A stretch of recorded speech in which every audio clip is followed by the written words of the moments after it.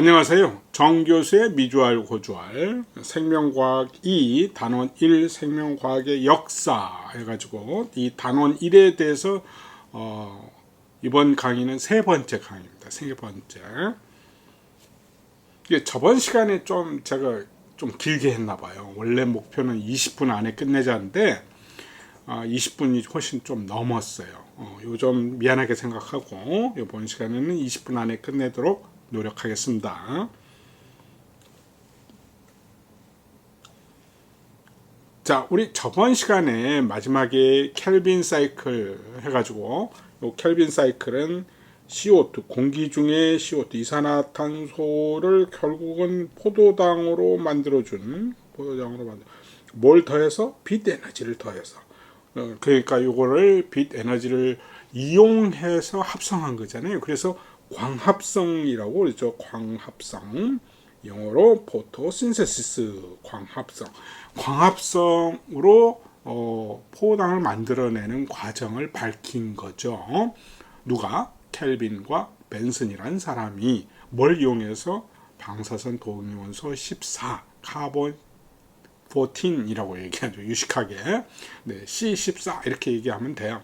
그러니까 요걸 추적해가지고 CO2에 여기다가 이제 14 요걸 쓴 거예요. 12를 안 쓰고. 그래가지고 규명을 했다. 그 다음에 이제 얘기하려다가 만 게 바로 신경세포. 우리 신경세포라고도 하고 요새는 이제 뉴런이라고 줄여서 얘기를 해요. 원래 뉴런에서 여러분들 우리 몸에서 생물체 우리 같이 이제 세포가 막 수십조, 우리 보통 80조에서 한 100조 개가 모여서 우리 인간을 만든다고 그러는데 세포와 세포 혹은 조직과 조직 사이에 서로 커뮤니케이션을 해야 되잖아요. 이 커뮤니케이션, 즉 신호 전달하는 방법은 크게 두 가지밖에 없어요. 하나는 화학 신호, 화학 물질을 가지고 보내가지고 너 이거 해, 너 뭐 예를 들어서 포당을 빨리 흡수해, 혈당량 낮춰, 뭐 이런 일을 하는 놈들이 있고, 이건 이제 대표적인 게 호르몬이라는 놈이 있어요. 그 호르몬이 있고, 그 다음에 굉장히 빠르고 일시적인 거, 요게 이제 전기 신호로 신호를 전달하는 거예요. 내가 지금 말을 하고 손을 움직이고 하는 것은 다 대뇌에서 전기 신호를 보내서 누구한테 지시를 한 거냐? 근육세포한테, 근육한테 움직여라 라고 신호를 보낸 거예요. 그래서 이 전기 신호, 화학 신호가 있는데 전기 신호가 어떻게 전달이 되는지, 어떻게 만들어지는지 이걸 몰랐단 말이에요. 그런데 여기서 얘기하는, 요 그림에서 얘기하는 호지킨 헉슬리란 두 사람이 이게 요 위에 그림에서 보다시피 이 신경세포 이렇게 이제 도식적으로 그린 거예요. 앞에 이제 이거를 세포체라고 그래. 이렇게 앞에 머리가 있고, 그다음 꼬리가 길게 나와 있죠. 꼬리 이렇게 길게 나와 있는 거 어떤 거는 몇십 센치도 돼요. 가장 긴 꼬리를 가지고 있는 게 길이네. 목에서 튀어나와고 꼬리까지 가는 게 있으니까 뭐 1m가 훨씬 넘는 놈도 있죠. 이렇게 꼬리 길게 나온 거를 축삭이라고 그러는데, 축삭, 이 꼬리 길게 나와 있는 요 부위에 이제 세포막이 있을 거잖아요. 그 세포막에 이온들이 들랑달랑 할 수 있는 채널들이 있는 거예요. 문이 있다는 거예요. 이걸 이온 채널이라고 그러는데, 이 이온 채널이 열었다 닫았다 하면서 요 축삭을 타고, 요 세포막을 타고, 축삭의 세포막을 타고 열었다 닫았다 하면서 전기 신호를 만들어서 머리 그 세포체 요 머리서부터 저 꼬리 끝까지 전달을 하더라라는 것을 밝힌 거예요. 이거는 이제 활동 전이차라고 하는데, 이거 조금 이해하기가 복잡하니까 이건 나중에 얘기를 하기로 하고, 어쨌든 요 머리에 해당되는 세포체에서부터 요렇게 축삭을 타고 전기 신호를 전달하는 과정, 요 이온 채널이 그 일을 하더라. 특히 이 Na 플러스 이온, 그 다음에 포타슘, 칼륨 이온, 요 두 개가 핵심 역할을 하더라. 요 채널이 들랑달랑 열었다 닫았다 하면서 전달되더라 하는 것을 이 두 사람이 밝혔어요. 굉장한 업적이죠. 그래서 아마 이걸로 노벨상을 받았을 겁니다. 자, 그 다음에 이제 아까 얘기한 것처럼 신호를 전달하는 방식에는 이 화합물, 그러니까 화학적인 어떤 물질 가지고 신호를 전달하는 방식이 있어요. 그때 대표적인 게 이제 호르몬. 우리 몸에 호르몬 종류가 몇십 종류 되는데 그 중에서 에피네프린이라는 것이 어떻게 해서 세포한테 신호를 전달하는가를 이 서덜랜드 그 그림 사진에 나와 있죠. 올 윌버 서덜랜드라는 사람이 밝힌 거예요. 알고 봤더니 에피네프린이 콩팥 바로 위에 있는 부신이라는 데서 튀쳐나오면 이게 혈액을 타고 쭉 가서 근육세포의 세포막에 있는 에피네프린 이 리셉터 수용체에 가서 차크닥 붙는다는 거예요. 이게 이제 어떻게 보면 막에 걸쳐져 있는 단백질이다 해서 막단백질이라고 하는데, 수용체다 하는 것은 이제 우리 야구에서 보면은 포수가 있고 투수가 있잖아요. 그러니까 일종의 이제 투수가 공을 팍 던지면 포수가 이렇게 받잖아요. 캐쳐. 그 받는 요것을 포수 역할을 하는 것을 우리는 수용체라고 합니다. 리셉터 영어로. 그럼 여기 공이 와서 착 붙고 공에 해당되는 것을 우리는 리간드 그래. 리간드하고 리셉터의 관계인데, 요 에피네프린 와서 착 붙으면 요 수용체가 살짝 변형을 일으키면서 바로 옆에 막에 이렇게 안에서 붙어 있는 놈이 있는데 심부름꾼이에요. 신호 전달해 주는 놈, 중간자 역할을 해줘. G 단백질이라는 놈이 있는데 이 놈한테 신호를 전달해 주고, G 단백질은 결국 또 옆에 있는 효소한테 또 신호를 전달해 주고, 그래서 이제 깨우는 거야. 야, 나 잠자지 말고 우리 보러 우리 세포 안에 저장되어 있는 글리코겐이라는 거 있잖아. 요걸 열심히 까서 깨부셔서 포도당을 만들어. 포도당을 다시 분해해가지고 ATP를 만들어야 돼. 왜? 에피네프린을 시키는 일이 바로 그거야. 빨리 포도당을 만들어서 포도당 분해해서 결국은 에너지를 만들어내. 지금 왜 에피네프린이 그런 일을 시키냐면 밖에 도둑놈이 온 거야. 강도가 오고 아니면 불이 났어. 그래서 내 몸을 보호하기 위해서는 빨리 힘을 바짝 내가지고 이 스트레스 여기서 벗어나야 내가 생명을 유지할 수 있잖아. 그러면서 이제 단기성 스트레스 해소를 위한 호르몬이 나온다. 이 호르몬이 이렇게 일을 시켜서 결국은 신호 전달한 거죠. 커뮤니케이션을 한 거란 말이야. 요거를 호르몬이 어떻게 세포한테 일을 시키는지, 신호를 전달하는지를 몰랐다가 요 서덜랜드라는 사람이 에피네프린이라는 호르몬을 이용해서 처음으로 밝혔어요. 그래서 양반도 노벨상을 받았죠. 어쨌든 자세한 건 또 나중에 얘기할 때가 있으니까 또 굉장히 간단하게 그린 거예요. 그래서 글리코겐이라는 것을 합성을 억제하고 일단은 이걸 분해를 빨리 해서 포당 만들자, 이 신호를 에피네프린이 보내준 거죠. 이 과정이 좀 복잡한데 이 과정도 다 생략하고 이게 제가 이제 그림을 그려가지고 보여준 거예요. 그래서 화합물이 어떻게 신호 전달하는가, 이것도 이때 밝혀졌다. 1940년 초기에 밝혀졌으니까 한참 좀 지나서 밝혀진 거죠. 그 다음에 이제 미생물과 감염병에 대한 연구. 이제 바로 전에 얘기한 것은 주로 이제 세포라든가 우리 생리적으로 이제 어떤 아주 그 뛰어난 업적들에 대해서 잠깐씩 소개를 한 거고, 그 다음에 이제 우리 인류를 괴롭힌 것이 바로 이제 세균, 미생물들이었어요. 바이러스도 있지만 실은 세균들이 주로 그 역할을 많이 했죠. 지구상에 있는 많은 세균들이 있는데 그 중에서 우리에게 질병을 일으키고 우리로 하여금 이제 죽게 만드는 그런 세균들이 꽤 있어요. 하지만 전체 세균에 비하면 얼마 안 되지만, 종류는 얼마 안 되지만, 그런데 이 미생물을 최초로 이제 발견하게 된 것은 사람의 눈에 이렇게 보이게 된 것은 아까 얘기한 루벤 후크라는 사람이에요. 우리가 첫 시간에 얘기를 했죠, 아마 첫 시간에. 루벤 후크, 이 양반이 네덜란드 암스테르담의 백화점 주인이었다. 그래서 자기 가게에 들어온 현미경 가지고 별의별 걸 다 관찰을 했다. 그 중에 이제 연못물을 떠가지고 봤는데 그 안에 보니까 원생생물 비롯해서 세균도 있더라. 그래서 세균을 발견한 최초의 사람은 어떻게 보면 루벤 훅이었죠. 그래서 이 사람이 이제 발견한 게 원생동물, 뭐 조류 이런 것을 이제 관찰해갖고 학교에다가 보고를 했다는 거예요.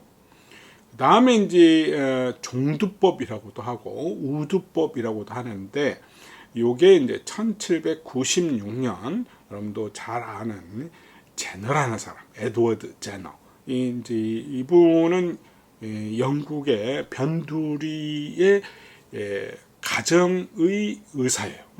그러니까 영국 우리랑 좀 다르게 각 마을마다 주치식으로 의사분들이 한 분씩 이렇게 파견돼 있는 거예요.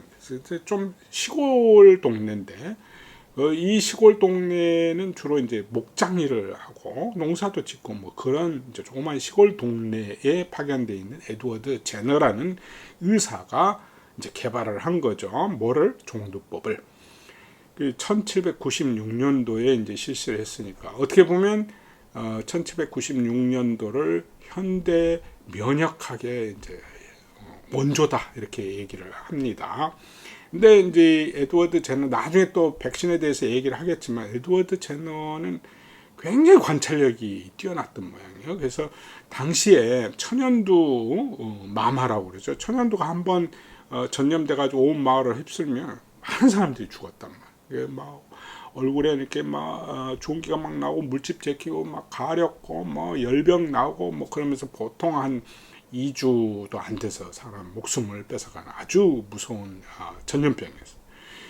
그때 당시에는 바이러스가 뭔지도 알려져 있지 않은 상태고, 그런데 그 당시에 소젖자는 아줌마들이 그 소젖에 이렇게 좀 염증이 있는 거야. 종기 같은 게 막 있고, 뭐 당시에 위생이 이제 조금 오늘날에 비하면 형편 없었을 텐데, 아무리 깨끗하게 물로 씻고 해도 이제 자꾸 손으로 만지니까 연약한 소의 유방에서 이제 유방염이 생긴 거예요. 여기저기 뭐가 생기고.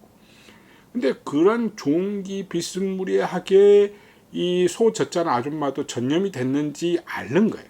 근데 이렇게 소한테서 옮겨가지고 얼굴도 좀 뭐가 나고 발진도 나고 열도 나고 이렇게 해서 한번 아팠다가 이렇게 회복이 된, 되게 보면 이제 증상도 그렇게 심하지 않은데, 이런 아줌마들을 보니까 천연두가 그 말에 한번 쫙 들어와서 만연을 해도 이 아줌마들은 안 걸리는 거예요, 천연두에. 근데 막상 그 바로 옆에 이제 아들이라든가 뭐 가족들은 다 걸리는데 이 소젖자는 아줌마는 안 걸려. 그래서 이 에드워드 제너 생각에는 아마도 이 소젖 유방에 있는 이 고름을 좀 짜다가 떼어내다가 상처를 내서 사람한테 억지로 감염을 시키면, 뭔지 모르지만 묻히면, 그러면 이 사람이 아까 그 소젖자는 아줌마처럼 좀 앓을 거 아니냐. 앓고 나면 천연두에 안 걸리니까 그걸 한번 해보자는 거죠. 그래서 그 꼬맹이를 하나 불러다가, 그 옆집 동네인데 걔 이름이 여기 보면 제임스 핍스인가? 얘 8살짜리였어요. 그때 당시 소년이 8살짜리 엄마한테 그냥 다 설명을 하고, 쉽게 얘기하면 꼬신 거지. 그래서 8살짜리 꼬맹이 애를 여기 팔뚝에다 상처를 내가지고 그 소 유방에 있는 고름을 좀 희석한 다음에 요거를 여기다 묻힌 거예요. 그래서 이제 이 꼬맹이가 집에 가서 아마도 모르긴 몰라도 열병을 앓았을 거예요. 근데 그 다음날 거뜬하게 일어났어. 근데 이 꼬맹이는 이제 그 다음에 천연두가 만연했을 때 안 걸리더라 이 말이야. 오케이. 그래서 요거를 학계에다가 보고를 하고, 요렇게 해야 천연두를 우리가 안 걸립니다라고 이제 주장을 하게 됐죠. 그래서 여기 밑에 제가 에드워드 제너의 사진하고, 그다음에 그때 당시에 그 어린 소년한테 8살짜리 애한테 이렇게 접종하는 거, 요게 이제 정확히 날짜가 1796년 5월 14일이었대요. 14일. 제임스 핍스라는 애한테 이제 쉽게 얘기하면 백신을 주사한 거죠. 근데 지금의 오늘날에 보면 실은 이 에드워드 제너는 바이러스가 서로 다른 걸 백신 준 거예요. 그러니까 소가 걸리는 우두, 즉 카우폭스 바이러스인데, 카우폭스 바이러스를 사람한테 전염시켜 가지고 일종의 백신으로 쓴 거죠. 그래서 약간 앓게 만들고 나니까 천연두, 즉 천연두를 일으키는 바이러스는 스몰폭스 바이러스. 그러니까 카우폭스 바이러스 가지고 실은 스몰폭스 바이러스에 대한 면역력을 획득한 거죠. 그러니까 기가 막힌 백신이에요. 어떻게 보면 오늘날에는 콜레라 하면 콜레라 균 가지고 만들고, 장티푸스 하면 장티푸스 균으로 만들어야 되는데, 이때 이 천연두를 일으키는 스몰폭스 바이러스에 대한 면역력을 카우폭스 바이러스로 얻은 거죠. 그러니까 어떻게 보면 굉장히 럭키한 케이스인데, 어쨌든 이걸 가지고 이제 영국 런던에 가서 얘기도 하고 막, 당시에 이제 의사들이나 학계에서는 무슨 소리냐, 야 이거 소가 걸렸던 요걸 잘못해서 사람이 맞으면 얘가 조금 있으면 소가 될 수도 있다. 소 머리가 막 생기고, 그래서 막 신문에 만화처럼 막 그려놓고 그랬어요. 요 그림에 이제 그런 얘기가 나오는데, 그 우두를 맞고 나중에 막 얼굴도 소처럼 변한다. 그러니까 그거 하면 안 된다. 뭐 이러면서 이제 반대를 많이 했는데, 결국은 에드워드 제너의 이 백신이 성공한 거죠. 그래서 이제 반대했던 의사들 쫓겨나는, 그것은 이제 신문에 만평으로 나온 거, 이건 밑에 신문 기사예요. 밑에 만화처럼 그린 게 실제로 에드워드 제너가 핍스한테 실험한 실험을 도식적으로 나타낸 거예요.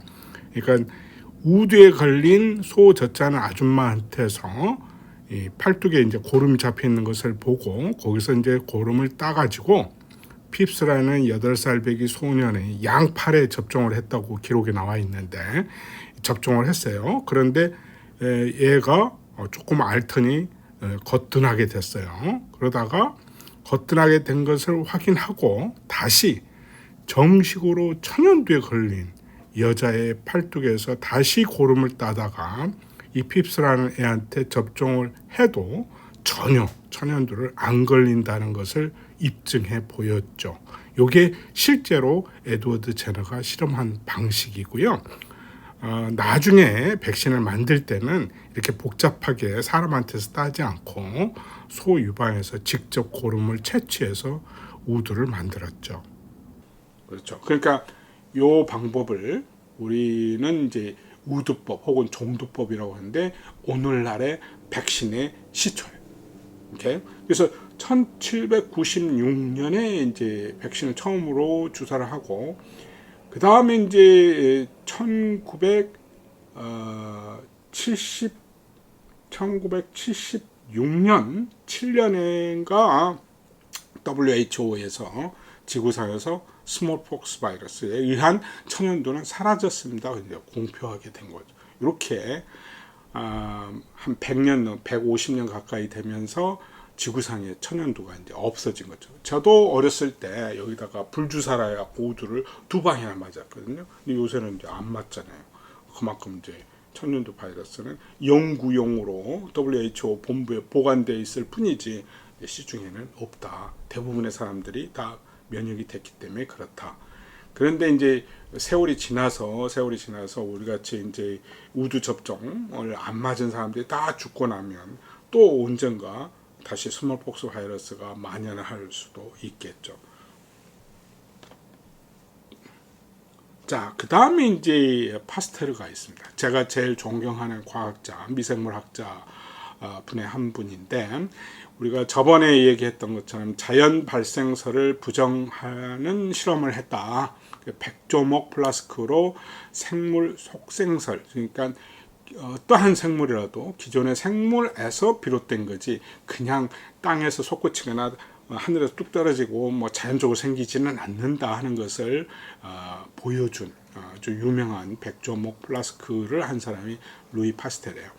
그러면 이것만 했냐? 파스텔이라는 분이 아주 평생 동안 무지하게 아주 엄청난 생물학적 업적을 남기신 분이에요. 그 중에 이제 대표적인 게 뭐 탄저병, 요게 이제 바실러스 안트락시스라는 균인데 그다음 양성균이고, 그러니까 이 균이 굉장히 독성이 강해요.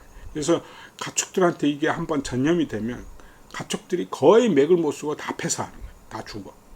그래서 이 양반은 이것도 백신으로 예방할 수 있다 해서 탄저균을 배양해 가지고 요걸 살짝 힘을 없애, 열을 가해서.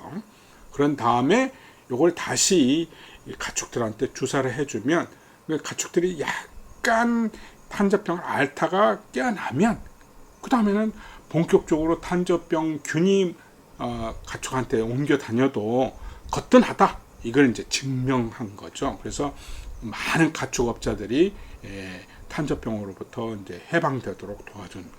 그다음에 저온살균법. 요새 이제 우유 같은 것은 막 바글바글 끓이면 영양분 다 없어지고 그러니까 요거를 저온에서 살균을 하는 거죠. 그래서 한번 살균했다가 다시 산 놈들을 한 번 더 좋은 온도로 입혀서 죽이는 그런 저온살균법도 이 사람이 고안을 했고, 그 다음에 우리 와인 만들 때 그 효모균이 달라들어서 발효를 하는데, 그래서 그 포도 껍질에 있는 어떤 미생물이 이 와인을 만드는데 주역을 담당한다, 이런 것도 발견을 했고요. 그래서 미생물 학자로서 평생을 많은 업적을 남기신 분이 바로 루이 파스테르라는 분이에요. 자, 오늘은 여기까지 하겠습니다.